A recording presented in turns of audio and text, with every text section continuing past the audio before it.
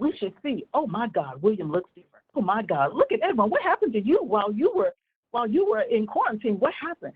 This is the time. There is victory on the other side of this. But I want to ask you a question today. What are you doing while you are in this time of being unplugged? What is it that you're doing? This is the time that you should be praying.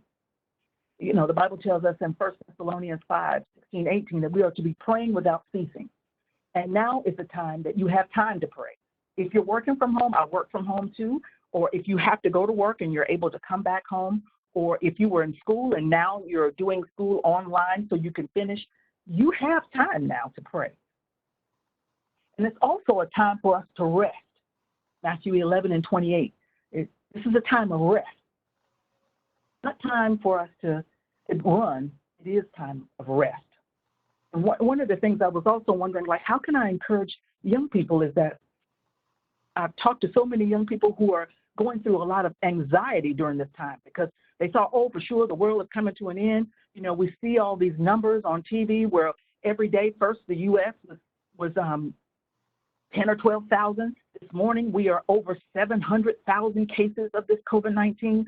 39,000 people have died from this actual virus that's like running rampant. The Lord wants me to tell somebody today, Psalm 4:8. He says, in peace I will lie down and sleep, for you alone make me dwell in safety. So somebody needs to know today that whatever anxiety that you've been going through, it's okay. God says, I'm with you. You're dwelling inside. I put a hedge around you. Your hedge is your home. Stay at home. You're in a place of protection. So what can we do at this time to keep ourselves motivated, keep ourselves connected? We need to, first of all, accept the moment, that it is what it is. We've heard our president and other nations, first they said it's going to be 2 weeks, and they said 4 weeks, and then they said May 1st. Now they don't know. We have to accept it. It is what it is. But we serve somebody who's bigger than all of what the president is saying and what media is saying. We have to accept it what it is, that God knows how to do what he needs to do to sit people down. And I was watching the news just this morning, and I am not a Trump supporter by any means, but I was looking at him. This man is really in panic, and I really began to feel sorry for him.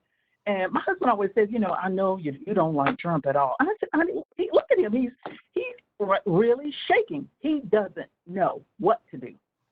But for those of us who are believers, and we know the God that we serve, we know that it is not about Trump. It's not about what the nation is saying or who's this. We serve a healing God. We serve one who is in control over everything. So every day when I get up, I'm just like, Lord, have your way and protect our world. This thing is not just affecting the U.S. It's affecting every continent, all 7 continents, how everybody is being shut down. And another thing that I want to tell you today, that what you can do during this time is to laugh. And I know that sounds crazy, but let me tell you something. Laughter is the best medicine that you could ever have. During this time, I've been laughing a lot, and because there's nothing else that I can do. And so instead of me being defeated, I'm learning to laugh.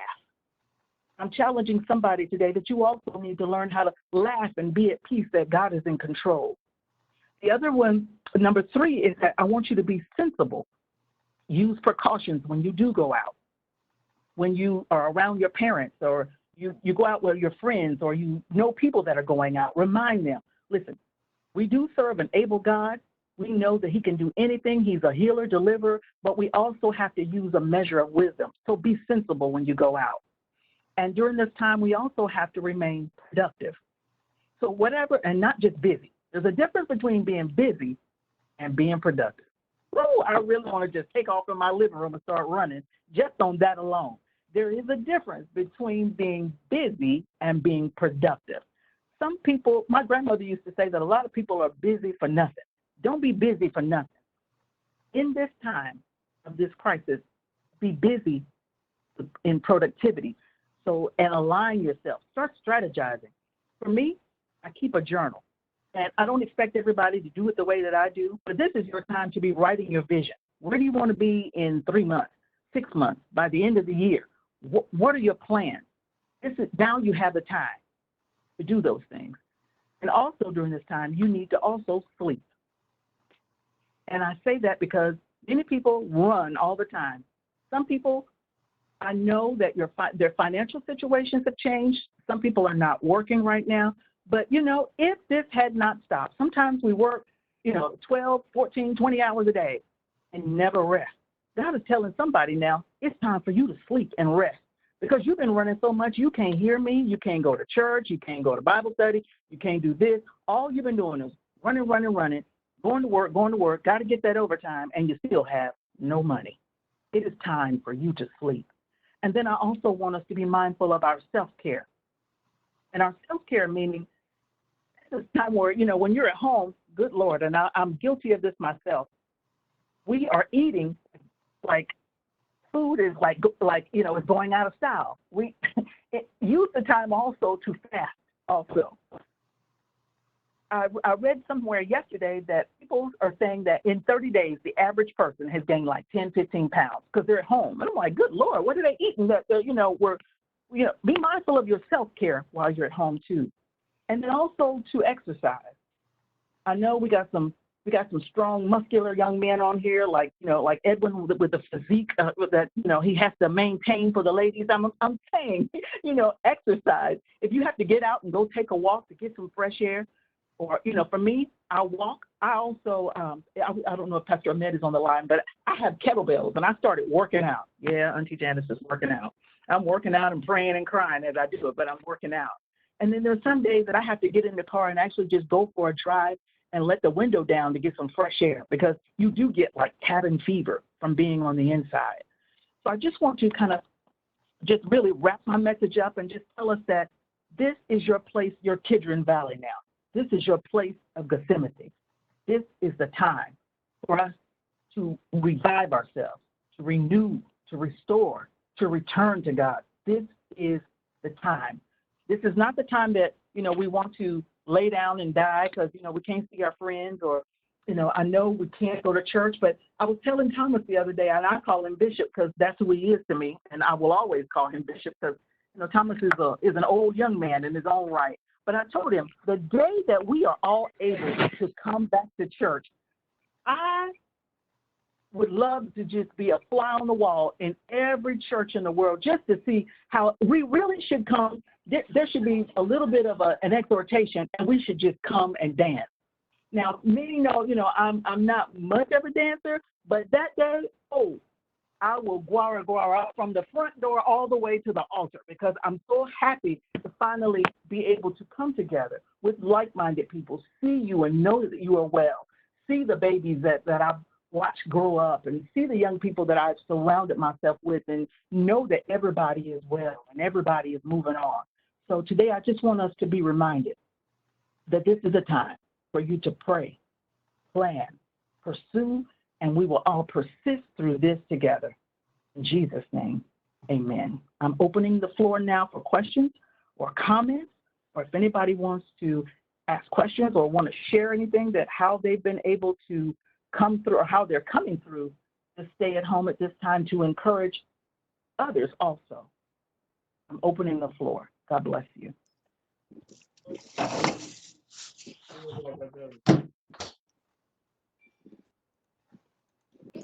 Does anybody have any question, or does anybody can tell us how they've used this time or how are they using this time to stay focused?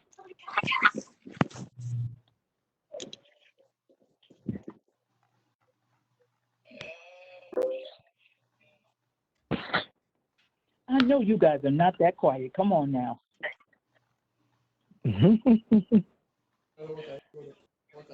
Come on. Well, you know what? Let me call some people out. If you're on the line, Edwin, I know you're on the line. So Edwin, what have you been doing in the last month since they made this announcement about this COVID-19 and stay at home, and maybe if you're able to go to work, how have you been coping? Yeah. Can you hear me? Hello? Yes, I can hear you. All right. First of all, I want to say thank you for all the words shared, Deaconess Janice. Definitely really hit home, especially the pray, plan, and pursue. really hit home a lot.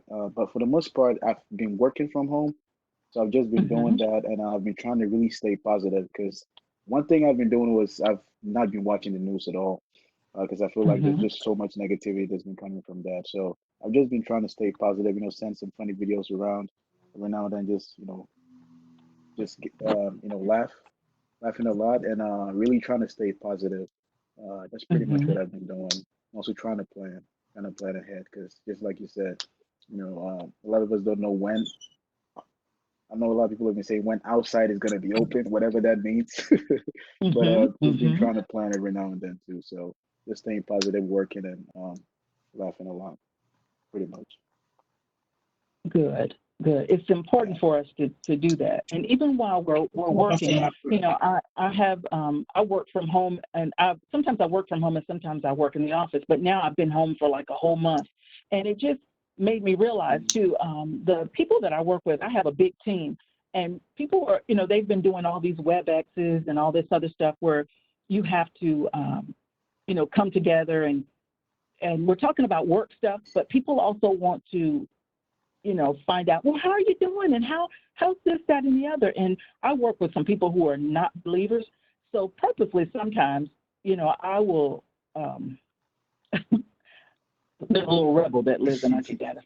You don't want to be like me when you grow up. But, but sometimes I will shake it up and I will ask me, Janice, how are you doing? White people, how are you doing? How are things Yeah. going? And I told them, you know what? I trust God in all things. Mhm. In all things, I trust him. I'm taking precautions, Yeah. but I know what these signs of the time mean. And then it becomes silence. And then they'll be like, well, all righty then. And they'll go to the next person. So you know how to just, keep people from asking you questions. But working from home alone has been different. You don't Yeah. realize how much you miss interaction with people until now you don't have to see them every day. I think it's been a good thing too, because now I'm having my morning devotion. I used to have it before I went to work anyway, but now I have a little bit more time Yeah. even in the middle of the day. So we have to really stay focused. And I appreciate you saying that you're laughing also, because you have to. Is Damaris or William on the line?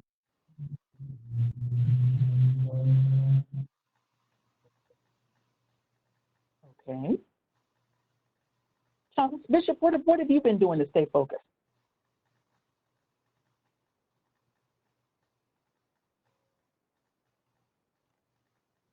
Did everybody go to sleep? I didn't mean to bore you. Oh, nah. Has God been speaking to you during this time, or how are you feeling? Are you don't have anxiety, or you're not feeling depressed? Because I know a lot of people from being at home have felt depressed. I can't Mhm. tell you how many people that I have, because I'm also a life coach too. So I life coach a lot of people, and I've talked to a lot of people who told me that they're having anxiety from being inside all the time. And I told them, you're not like in prison. You can go outside. You can go out, but when you go out, you just don't linger when you go out. And this whole social distancing thing, we're talking about people who have never had to be alone.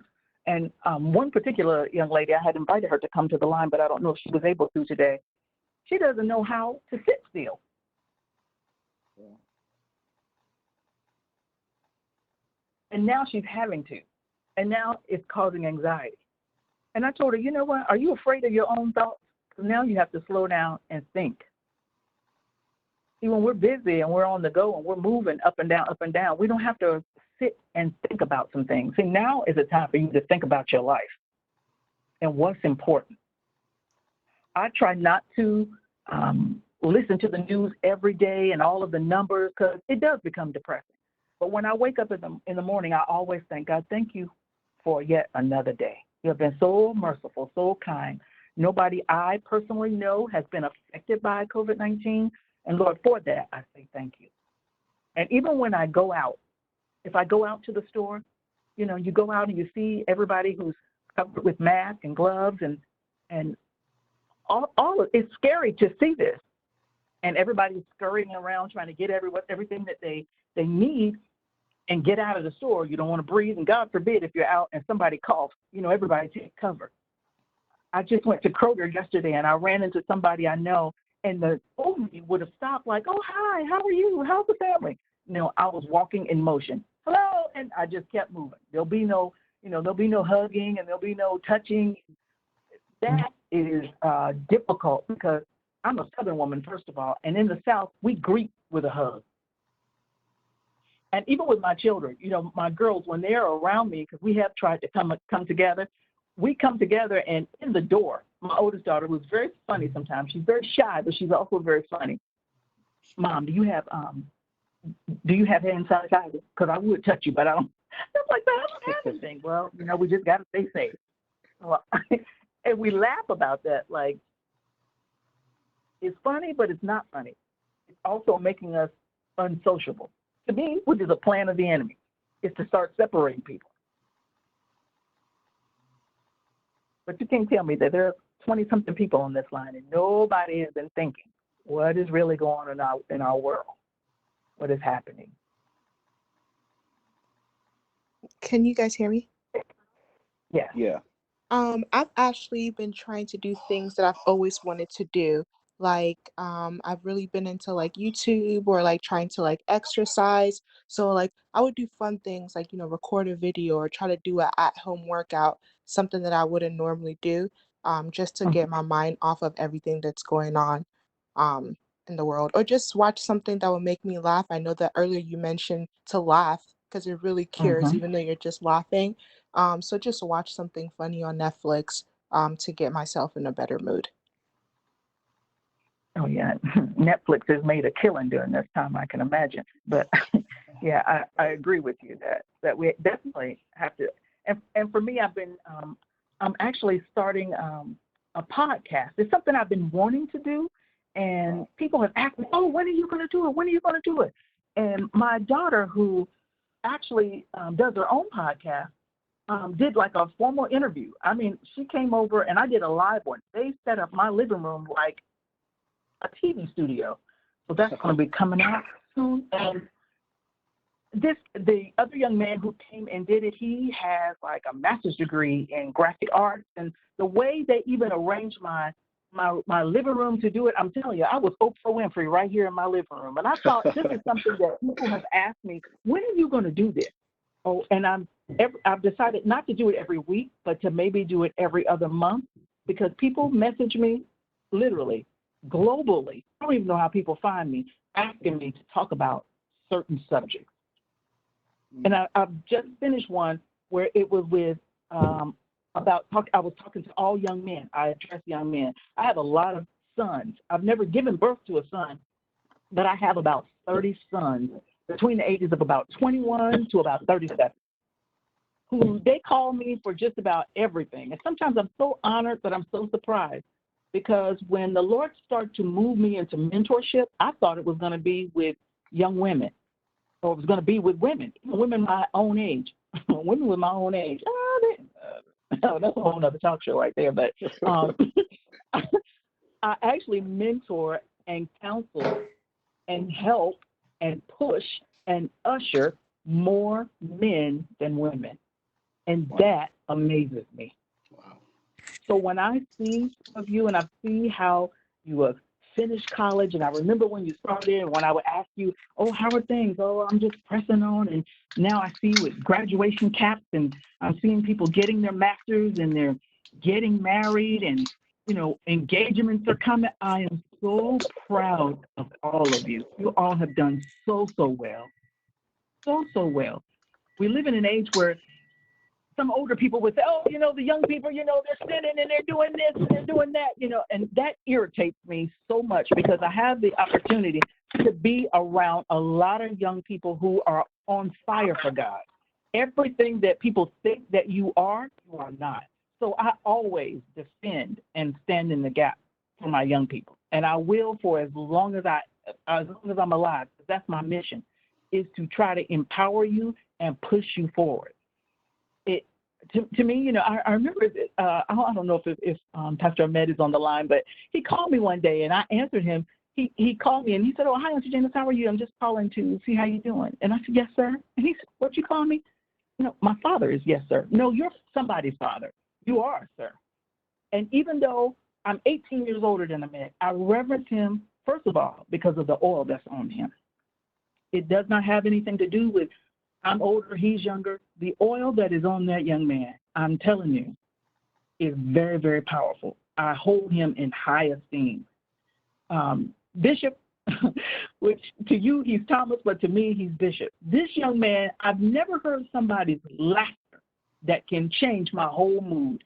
Anytime I talk to him, he brightens my mood. There's something very special about this young man. I always say that, you know what, I don't even know how old Thomas is, but I know he's really probably older than me. You know, I'm almost 54, but I think Thomas is like 64 because he's really a young old man. Takes his time with everything he does, and I always say, when were you really born? Because he is really a young old man. But when I look at how well all of you, I just pray that whatever it is that you're trusting God to do during this season, during this, even in this, during this COVID-19, that all of your plans will come to full fruition.